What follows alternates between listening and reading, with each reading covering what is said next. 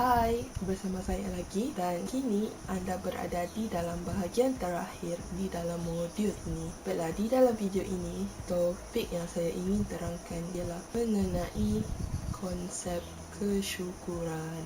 Tahukah anda bahawa dengan mengamalkan nilai kesyukuran, anda dapat meningkatkan tahap kesihatan kita, sama ada dari segi fizikal ataupun mental. Suatu kajian yang dijalankan di University of California, San Francisco menyatakan bahawa individu yang mempunyai tahap kesyukuran yang tinggi lebih cenderung untuk mengalami tekanan darah yang rendah, kolesterol yang sihat dan stabil, serta mempunyai imunisasi yang tinggi dan banyak lagi kebaikan dari segi kesihatan fizikal. Di samping itu, ianya juga akan mengurangkan tahap stres, marah ataupun kebimbangan. Malah, anda akan menjadi lebih optimistik dan berdaya saing. Nilai kesyukuran boleh dikaitkan dengan perasaan kegembiraan ataupun kepuasan di dalam kehidupan kita.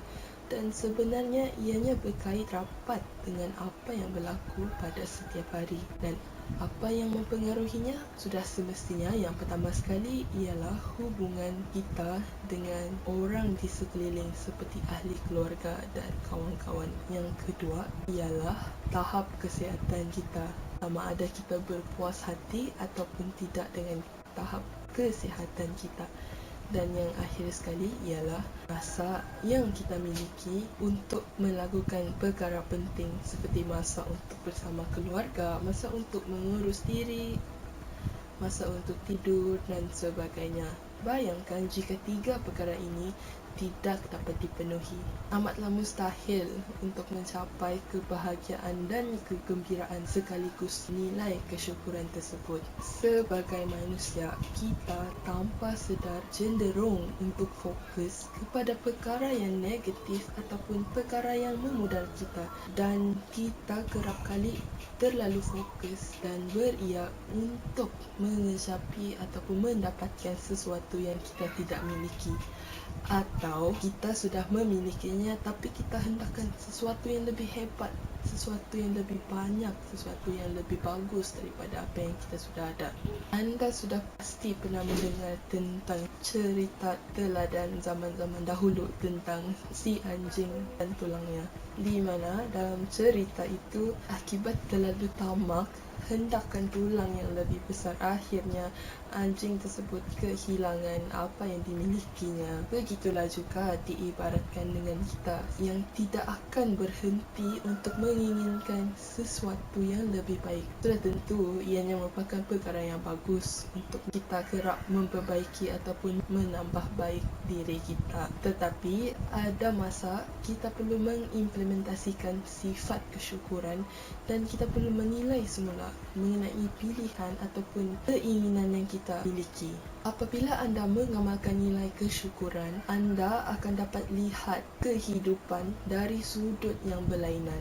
Dan sebenarnya tanpa kita sedari, banyak perkara yang tidak kira besar ataupun kecil yang mampu membawa kepada kebahagiaan ataupun kegembiraan yang tidak pernah kita fikirkan sebelum ini. Terdapat beberapa konsep yang boleh diamalkan untuk menggalakkan nilai kesyukuran. Yang pertama sekali ialah berterima kasih. Kita sering mengucapkan perkataan terima kasih kepada orang lain sebagai tanda kita menghargai mereka. Sebenarnya, berterima kasih bukanlah hanya bertujuan untuk menghargai orang lain, namun kita juga perlu tahu tentang kepentingan menghargai pemberian yang telah diberikan oleh Tuhan ke atas diri kita. Contohnya, berterima kasih di atas kesihatan tubuh badan kerana telah dipanjangkan umur, berterima kasih di atas kenikmatan yang kita miliki seperti tempat tinggal,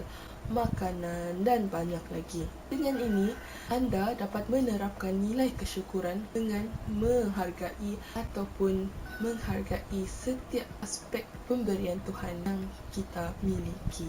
Konsep seterusnya yang boleh diamalkan ialah menikmati perkara kecil di dalam kehidupan. Enjoy the little things. Apa yang dimaksudkan dengan konsep ini ialah untuk anda memberikan tumpuan ataupun fokus kepada perkara-perkara kecil yang boleh membawa kepada kegembiraan, kesenangan, ketenangan di dalam kehidupan seharian anda. Sebagai contoh, menikmati udara segar ataupun melihat kepada daun-daun hijau di luar rumah dan menikmati keindahan alam seperti bunyi-bunyi kicauan burung dan sebagainya.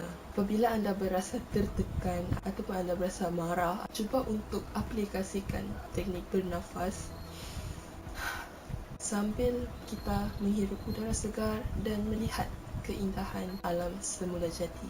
Selain itu, anda juga boleh mengamalkan konsep ini dengan ahli keluarga ataupun pasangan anda. Mungkin sebelum anda bersara, anda kurang meluangkan masa dengan anak-anak ataupun pasangan anda. Ambillah peluang selepas bersara ini untuk menerapkan ataupun memanfaatkan perkara-perkara kecil yang mungkin selama ini anda terlepas pandang, tetapi dengan mengimplementasikan nilai ini, anda boleh menerapkan nilai kesyukuran ataupun mengeratkan lagi hubungan di antara keluarga anda. Dan konsep yang terakhir sekali ialah mengenal pasti perkara yang menggembirakan anda. Setiap hari, senaraikan seberapa banyak perkara yang berlaku ataupun perkara yang anda lakukan yang memberikan anda senyuman. Contohnya, anda sering terhibur akan kerana anak-anak ataupun cucu anda yang membuatkan anda tidak kering gusi. Melihat video mereka sahaja mampu membawa kepada keceriaan hari anda. Contoh lain, pada hari ini anda berasa gembira kerana semua yang anda rancang berjalan dengan sepenuhnya. Dengan mengenal pasti ataupun menyenaraikan perkara yang menggembirakan anda akan lebih fokus kepada perkara positif yang berlaku di dalam kehidupan anda, dan dengan ini anda dapat menerapkan nilai kesyukuran terhadap perkara-perkara positif yang sebenarnya berlaku di dalam kehidupan seharian anda. Oleh itu, menyiapkan diri dari segi kewangan, hala tuju, matlamat dan lain-lain menjelang persaraan kelak amatlah penting untuk anda mengamalkan penerapan nilai kesyukuran di dalam kehidupan seharian. Kerana untuk mengecapi kebahagiaan selepas hajat anda bersara, amatlah penting untuk anda mengaplikasikan elemen-elemen penting yang bukan sahaja mampu memanfaatkan kehidupan anda selepas bersara, namun ianya juga boleh memanfaatkan anda pada waktu sekarang. Baiklah, nampaknya sekian itu sahaja di dalam video ini. Dan ini merupakan penghujung kepada modul persediaan persaraan daripada kami Think Right Consultation. Mulakanlah hari persediaan anda dari sekarang. Sekian, terima kasih dan semoga kita berjumpa lagi. Bye.